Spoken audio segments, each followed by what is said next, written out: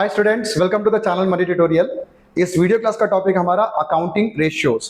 इस accounting ratio वाले chapter में से इस वीडियो क्लास में हम 7 इंपॉर्टेंट लेवल के क्वेश्चंस की प्रैक्टिस करेंगे। ये सातों के सातों क्वेश्चन सीबीएसई बोर्ड एग्जाम में ऑलरेडी आ चुके हैं, फ्यूचर में भी रिपीट होने के फुल चांसेस हैं।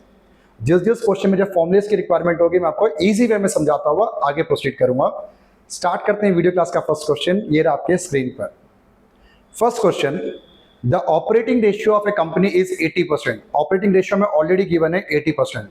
क्वेश्चन आगे प्रोसीड करूं। देखो, पहले तो ऑपरेटिंग रेशियो का हमारे पास फॉर्मूला होता है cost of goods sold plus operating expense divide by net sales into 100।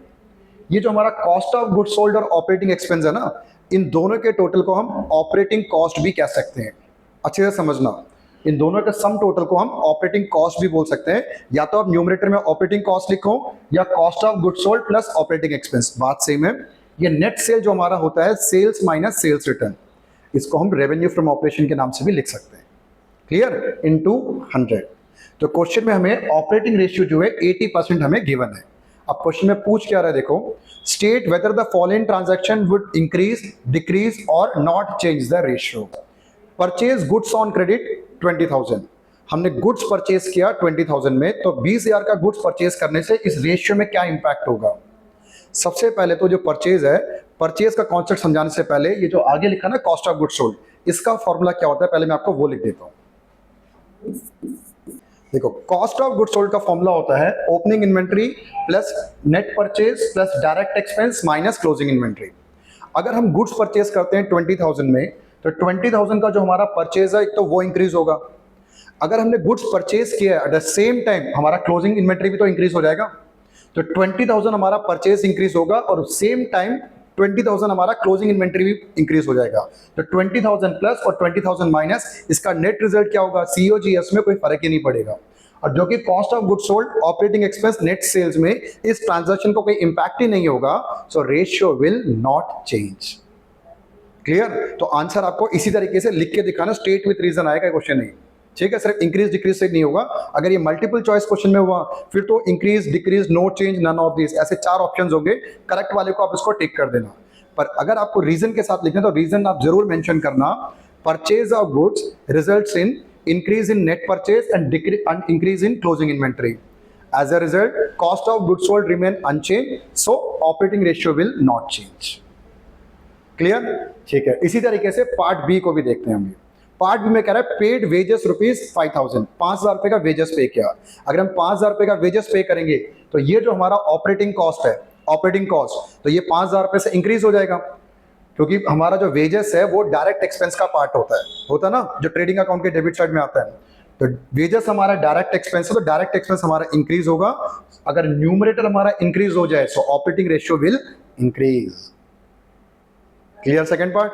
ठीक है, थर्ड पार्ट में क्या बोल रहा है, रिडीम रुपीज 8,000 9% डिबेंचर। अगर हम 8,000 रुपए के डिबेंचर्स को रिडीम करते हैं, डिबेंचर्स मतलब क्या होता है, एक काइंड ऑफ लोन होता है। ठीक है, तो उस लोन को हमने रीपे किया। अगर लोन को रीपे करेंगे तो हमारा कॉस्ट ऑफ गुड्स सोल्ड में कोई फर्क नहीं आएगा, ऑपरेटिंग एक्सपेंस में कोई फर्क नहीं आएगा, नेट सेल्स में कोई फर्क नहीं होगा।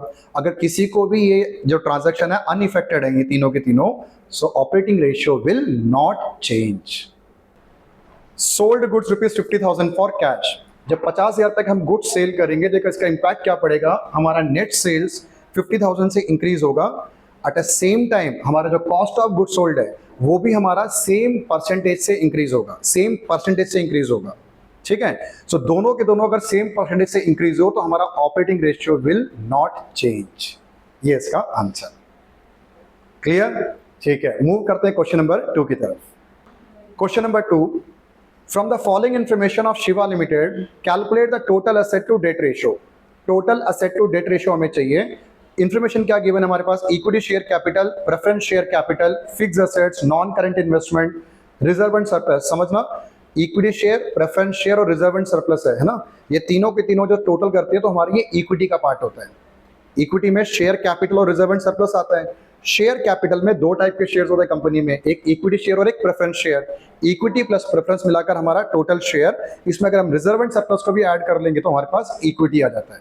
तो equity is a sum total of equity share, preference share और रिजर्व एंड सरप्लस। एक और इन्फॉर्मेशन क्या था हमारे पास, फिक्स असेट्स और नॉन करंट इन्वेस्टमेंट है। फिक्स्ड एसेट्स और non current investment asset side में आता है ना, इन दोनों का अगर हम टोटल करते हैं तो क्या आएगा हमारे पास, नॉन करंट एसेट्स, जिनका लाइफ मोर देन 1 ईयर के लिए नॉन करंट एसेट्स है। नेक्स्ट इंफॉर्मेशन, करंट लायबिलिटी हमारे पास 1 लाख रुपए का और करंट एसेट्स 1,90,000। ठीक है, अब इसको यूज करके हमें निकालना है total asset to debt ratio. सबसे पहले तो उसका फॉर्मूला,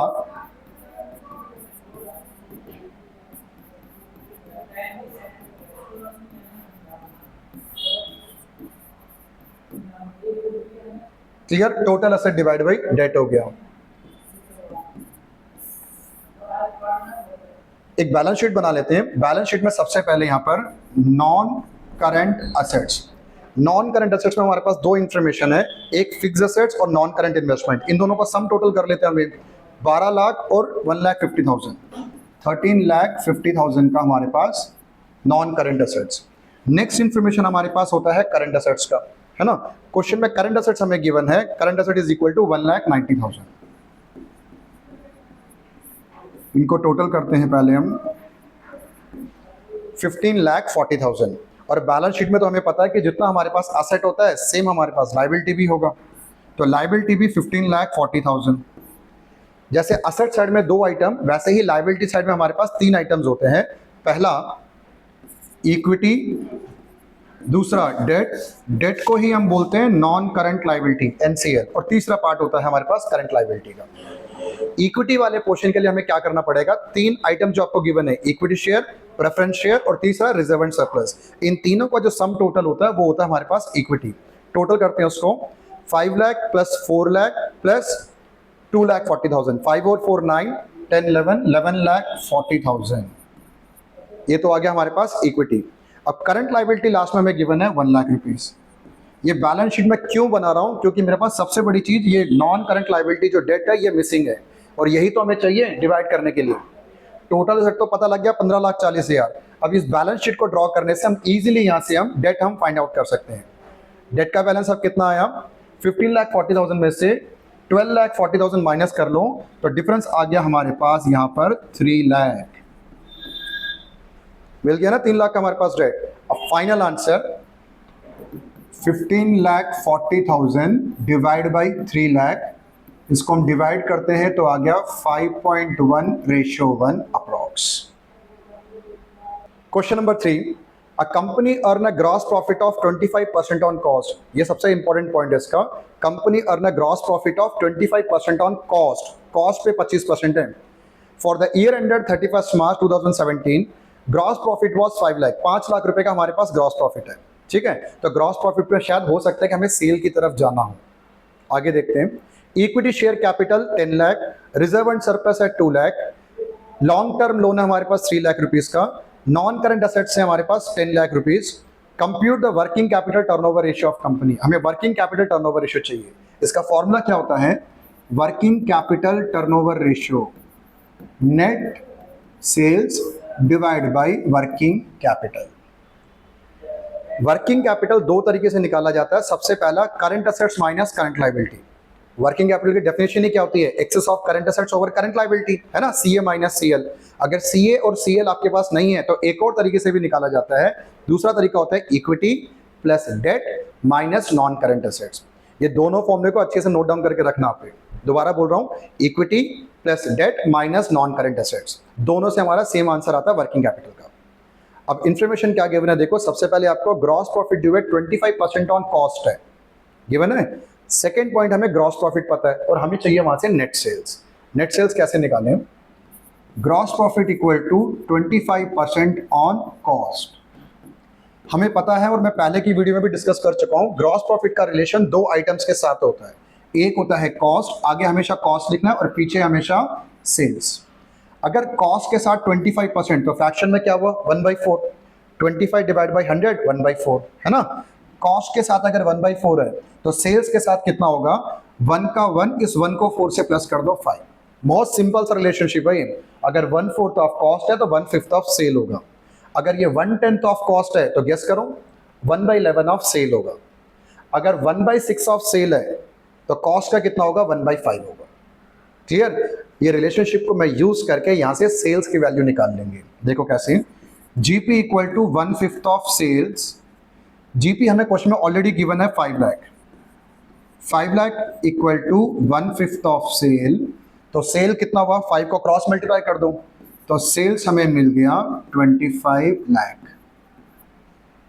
क्लियर? तो जो रेशियो हमें निकालना है उसका न्यूमरेटर बिल्कुल तैयार है, 25 लाख। अब रह गया हमारा डिनोमिनेटर वर्किंग कैपिटल, उसको भी फाइंड आउट करते हैं। वर्किंग कैपिटल के लिए हमारे पास इक्विटी का है बैलेंस, हमारे पास डेट भी है, और तीसरा हमारे पास नॉन करेंट एसेट्स है। तो वर्किंग कैपिटल निकालने के लिए मैं फॉर्मूला यूज करता हूं, इक्विटी प्लस डेट। मैं बार बार आपसे बोलता हूं ये डेट का मतलब नॉन करंट लायबिलिटी को रिप्रेजेंट करता है, ठीक है ना, करंट लायबिलिटी नहीं आता उसमें। Equity plus debt minus non current assets.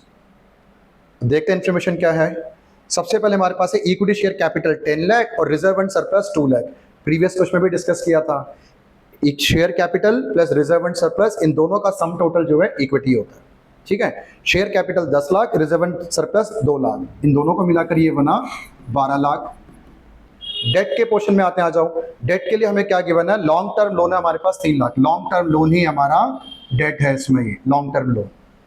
और last non current asset, non current assets given था क्वेश्चन में, तो ये बना 5 लाख रुपए। 12 लाख और 3 लाख 15, 15 में से 10 गया तो 5 लाख। डिवाइड करते हैं 5 लाख से, तो ये बना 5 टाइम्स। अच्छे से ध्यान रखना, कभी भी कोई हम टर्नओवर रेशियो निकालते हैं तो हमेशा टाइम्स में उसको मेंशन करना है। क्लियर हुआ दोनों? ग्रॉस प्रॉफिट हमें गिवन था, ग्रॉस प्रॉफिट से हमने सेल निकाला। यहां पर हमारे पास इक्विटी, डेट और नॉन करंट एसेट्स गिवन था, इन तीनों को प्लस माइनस करके वर्किंग कैपिटल निकाला, और फॉर्मूला तो हमें अच्छे से याद होना ही चाहिए, net sales divide by working capital हमारा फाइनल आंसर। क्लियर ये भी? ठीक है, मूव करते हैं क्वेश्चन नंबर 4 की तरफ। Question number 4, Y limited profit after interest and tax, profit after interest and tax है 1 लाख रुपीज। लिख लेता हूं एक बार, profit after IT 1 lakh, profit after interest and tax. Next information हमारे पास है, करंट एसेट्स है हमारे पास 4 लाख रुपीज के, करंट लायबिलिटी हमारे पास 2 लाख, फिक्स एसेट्स हैं 6 लाख रुपीज के, 10% लॉन्ग टर्म डेट है हमारे पास 4 लाख का, 4 लाख, और टैक्स रेट है 20%। टैक्स रेट है 20%। अब निकालना क्या हमें क्वेश्चन में, calculate the return on investment, ROI। तो ROI का पहले फॉर्मूला ऊपर लिख लेता हूं। ROI का फॉर्मूला होता है profit before interest and tax divide by capital employed into 100। ये इसका फॉर्मूला है, ठीक है, PBIT divide by capital employed into 100। हमें चाहिए profit before interest and tax, और हमारे पास है profit after interest and tax. ये कैसे कैलकुलेट करा जाता है, आफ्टर से बिफोर पे कैसे आते हैं, मोस्ट इंपॉर्टेंट पॉइंट है। कैपिटल एम्प्लॉयड निकालना इतना इंपॉर्टेंट नहीं है, इसमें इंपॉर्टेंट है profit before interest and tax. सबसे पहले हमें निकालना पड़ता है प्रॉफिट बिफोर टैक्स। कैसे निकाला जाता है, प्रॉफिट आफ्टर टैक्स जो हमें गिवन होता है, profit after interest and tax 100 minus tax rate into 100। ये मैथमेटिक्स में इसको हम बोलते हैं यूनिट इक्वेशन। ये जो हमें 1 लाख रुपए गिवन है, 1 लाख रुपए जो गिवन है, 20% गवर्नमेंट को टैक्स देने के बाद है ना, तो दैट मीन्स ये आइटम अपने आप में 80% हो गया। तो मुझे तो पूरा अमाउंट चाहिए कि टैक्स देने से पहले कितना अमाउंट था। तो कैसे कैलकुलेट करें, 100 में से 20 को माइनस कर लो, डिवाइड बाय 80 इंटू 100। ये 1 लाख रुपए 80 के हिसाब से है, तो 100 के हिसाब से कितना बना, तो 100 के हिसाब से बना 1,25,000। समझ आया? प्योर मैथमेटिकल इक्वेशन है, इसको हम यूनिट इक्वेशन बोलते हैं। अगर आपका 1 लाख रुपए 80% है तो 100% कितना हुआ, तो 1 लाख डिवाइड बाई 80 इंटू 100, तो ये बना 1,25,000।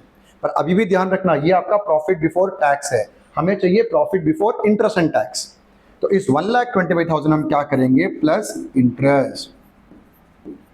और इंटरेस्ट हमेशा लॉन्ग टर्म बोरोइंग जो है वही कैरी करता है ना। आपके पास डेट इस क्वेश्चन में, डेट दोबारा पढ़ लेता हूं, 10% लॉन्ग टर्म डेट है 4 लाख का। अच्छे से देखना, 10% लॉन्ग टर्म डेट है 4 लाख का। 4 लाख का 10% कितना बनता है, 4 लाख का 10% सिंपल 40,000। इसमें 40,000 का इंटरेस्ट ऐड कर लो, तो 1,65,000 का profit before interest and tax. Clear? इस PBIT को हम ऊपर सब्स्टिट्यूट करते हैं, 1,65,000। अब मुझे डिवाइड करना है किससे, कैपिटल एम्प्लॉयड से। और कैपिटल एम्प्लॉयड के लिए इन्फॉर्मेशन क्या गिवन है हमारे पास गिवन है करंट असेट्स, करंट लायबिलिटी और फिक्स्ड असेट्स। फिक्स्ड असेट्स ही हमारे बेसिकली नॉन करंट असेट्स हैं। ये तीन इन्फॉर्मेशन यूज करके कैपिटल एम्प्लॉयड कैसे निकलता है, non current assets plus current assets minus current liability. दो फॉर्मुलेज हैं, जैसे पिछले क्वेश्चन में वर्किंग कैपिटल के मैंने आपको दो फॉर्मुले समझाए थे, दो फॉर्मुले, CA माइनस CL या equity plus debt minus non current assets, दो थे ना। ऐसे ही कैपिटल एम्प्लॉयड निकालने के भी दो फॉर्मुलेज होते हैं, या तो डेट प्लस इक्विटी, बिल्कुल सिंपल है। अगर डेट और इक्विटी मिसिंग है तो सेकंड फॉर्मूला क्या होता है, non current assets plus current assets minus current liability, तो भी आपका आंसर सेम आएगा। तो सबसे पहले यहाँ पर नॉन करंट असेट्स 6 लाख रुपए हैं हमारे पास, प्लस करंट असेट्स क्वेश्चन में है, current asset we have is 4 lakh, minus current liability है क्वेश्चन में 2 लाख रुपीस, तो ये बना हमारा 8 लाख। क्लियर? तो कैपिटल एम्प्लॉयड आ गया हमारे पास 8 लाख, 8 लाख से डिवाइड करके मल्टीप्लाइड बाई 100, करीब 2 टाइम्स जाएगा, 20.6% approximately. From the following information obtained from the books of Kundan Limited, calculate the inventory turnover ratio. Inventory turnover ratio निकालना हमें 2 साल का, 2015-16 का ITR और फिर 2016-17 का इन्वेंटरी टर्नओवर रेशियो। अच्छे से फॉर्मूला बता रहा हूँ, याद रखना आप। ITR इन्वेंटरी टर्नओवर रेशियो का फॉर्मूला होता है cost of goods sold divide by average inventory. Cost of goods sold निकालने के भी दो फॉर्मूलेज होते हैं, सेल्स माइनस GP, या जो कुछ देर पहले हमने क्वेश्चन किया था, कॉस्ट ऑफ गुड्स सोल्ड का एक और फॉर्मूला होता है opening inventory plus net purchase plus direct expense minus closing inventory. Question में क्या क्या गिवन है, एक तो इन्वेंट्री ऑन 31 मार्च मतलब क्लोजिंग इन्वेंट्री फर्स्ट ईयर का 7 लाख है, सेकंड ईयर का 17 लाख है। Revenue from operation sales 50 lakh और 75 लाख, 50 लाख और 75 लाख, ये दोनों साल का RFO revenue from operation. Gross profit is 25% on cost of revenue from operation, ये इंपॉर्टेंट पॉइंट है। ये जो ग्रॉस प्रॉफिट गिवन है ये 25% किस पे है, कॉस्ट पे है, और हमें तो सेल्स की इंफॉर्मेशन गिवन है। रेवेन्यू फ्रॉम ऑपरेशन होता क्या है, सेल्स ही तो होता है। सेल्स गिवन है 50 लाख और 75 लाख, और ग्रॉस प्रॉफिट बता रहा है 25% ऑन कॉस्ट है। फिर से ग्रॉस प्रॉफिट का हमें रिलेशनशिप बनाना पड़ेगा कॉस्ट और सेल्स के साथ वाला, ठीक है, वो करके दिखाता हूँ। लास्ट पॉइंट एक और क्या गिवन है आपको, इन द ईयर 2015-16 जो फर्स्ट ईयर आपका, इन्वेंट्री इंक्रीज बाई 2 लाख। अच्छा, जो हमारे पास जो 7 लाख का इन्वेंट्री है वो प्रीवियस ईयर से करंट ईयर में 2 लाख रुपए से इंक्रीज हुआ है। आप खुद ही गेस कर लो, तो फिर ओपनिंग इन्वेंट्री कितना होगा, जो भी हमारा ओपनिंग इन्वेंट्री था उससे क्लोजिंग इन्वेंट्री 2 लाख रुपए ज्यादा है, और विच इज 7 लाख, 7 लाख रुपए का क्लोजिंग इन्वेंट्री है, और ये 7 लाख का क्लोजिंग इन्वेंट्री ओपनिंग इन्वेंट्री से 2 लाख इंक्रीज हो चुका है। तो ओपनिंग कितना हुआ, ऑब्वियसली 2 लाख रुपए कम होगा, तो opening inventory is 5 lakh, closing inventory is 7 lakh. तो इन दोनों ही फिगर को यूज कर हम क्या फाइंड आउट करेंगे, एवरेज इन्वेंट्री। ठीक है, सब कुछ लिख के समझाता हूं पहले आपको मैं। चलो, ओपनिंग इन्वेंट्री, क्लोजिंग इन्वेंट्री तो आपको 7 लाख गिवन है। पहले मैं आपको फर्स्ट ईयर 15-16 का निकाल रहा हूं मैं, और ओपनिंग कितना हुआ इसमें से हम 2 लाख माइनस कर लेते हैं, तो ये बना हमारा 5 लाख। क्लियर? अब इन दोनों को यूज करके हम निकाल लेते हैं एवरेज इन्वेंट्री। एवरेज होता है opening plus closing divide by 2, 7 + 5 12, 12 divide by 2 कितना बना, 6 लाख। यहां तक भी सिंपल, ठीक है। प्रॉफिट का रिलेशन 1/4 ऑफ कॉस्ट बता रहा है, कॉस्ट पे 25% है, तो सेल्स पे कितना हुआ, आप लोगों ने गेस कर लिया होगा इसको भी। ये आगे कॉस्ट लिखते हैं और पीछे सेल्स लिखते हैं, कॉस्ट के साथ 1/4 है तो सेल के साथ 1/5 होगा, ठीक है ना। ये भी अब क्वेश्चन में हमें सेल्स गिवन है 50 लाख फर्स्ट ईयर का, 50 लाख का 1/5 कितना बनता है, 50 लाख का 1/5 बनता है 10 लाख। सेल्स हमारे पास कितना है 50 लाख का, और ग्रॉस प्रॉफिट कितना कैलकुलेट कर लिया हमने 10 लाख का। सिंपल से अब COGS कैसे निकालें, COGS होता क्या हमारा, सेल्स माइनस GP। 50 लाख के सेल्स में से 10 लाख रुपए का ग्रॉस प्रॉफिट माइनस कर दो, तो कितना बचा हमारा 40 लाख। क्लियर?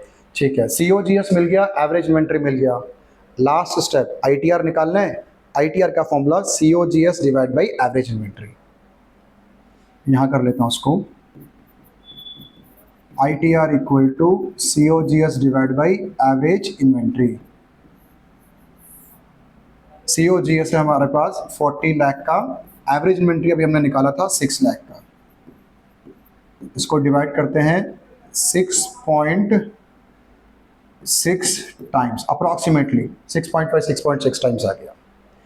टर्नओवर रेशियो कभी भी निकाले हमें टाइम्स में निकालना पड़ेगा, ठीक है। तो ये जो हमने निकाला है ये फर्स्ट ईयर का निकाला है 2015-16। अब हमें क्या करना है 16-17 का भी निकालना है, बिल्कुल सेम ऐसे ही करते हैं। दोबारा स्टार्ट इसको, starting average inventory opening plus closing divide by 2।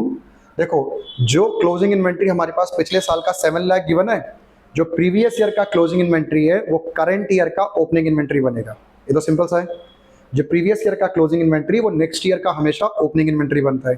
तो ओपनिंग इन्वेंट्री 7 लाख और क्लोजिंग इन्वेंट्री तो आपको क्वेश्चन में गिवन है 17 लाख। 7 लाख का ओपनिंग और 17 लाख का क्लोजिंग डिवाइड बाई 2, ये आ गया 24 लाख को 2 से डिवाइड करेंगे तो 12 लाख।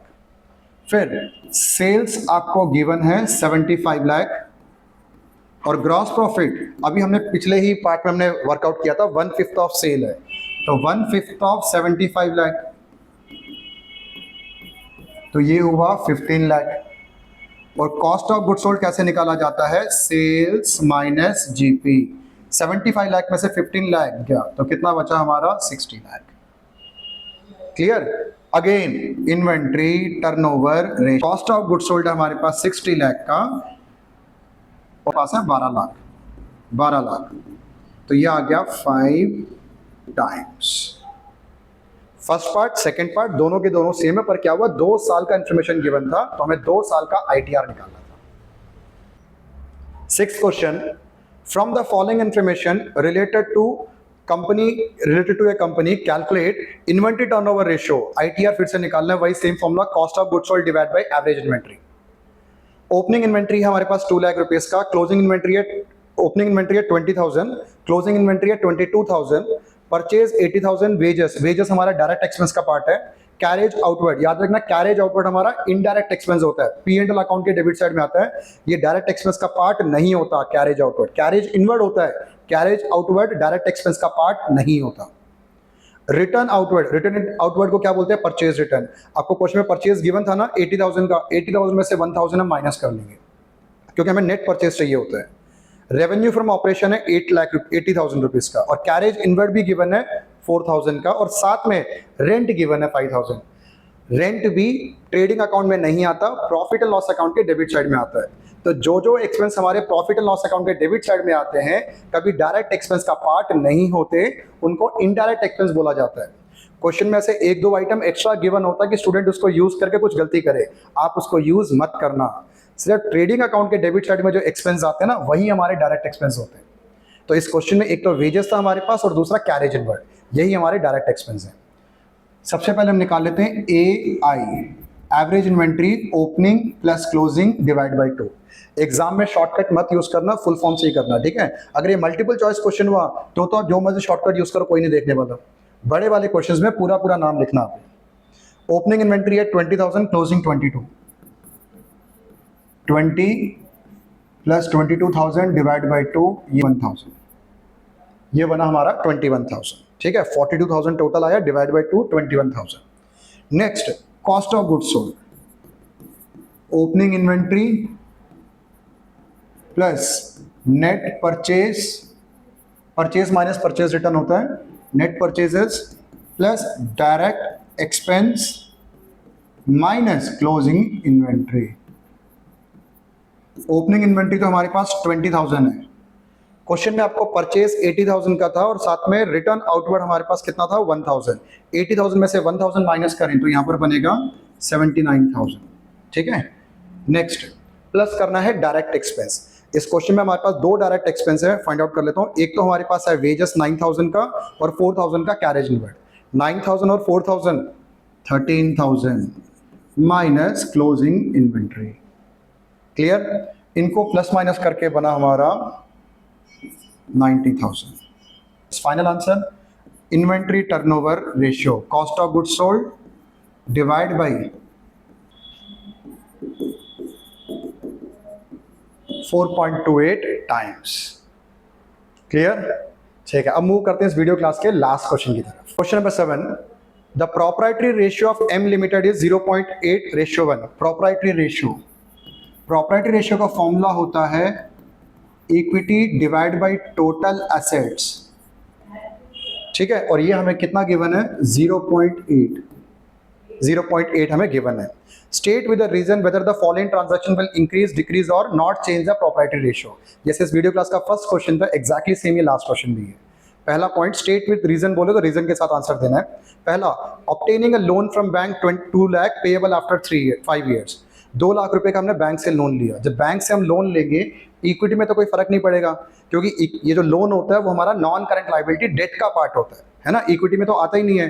पर जब हम लोन लेंगे तो हमारा cash and cash equivalent bank balance तो इंक्रीज होगा ना। Bank balance is a part of total assets.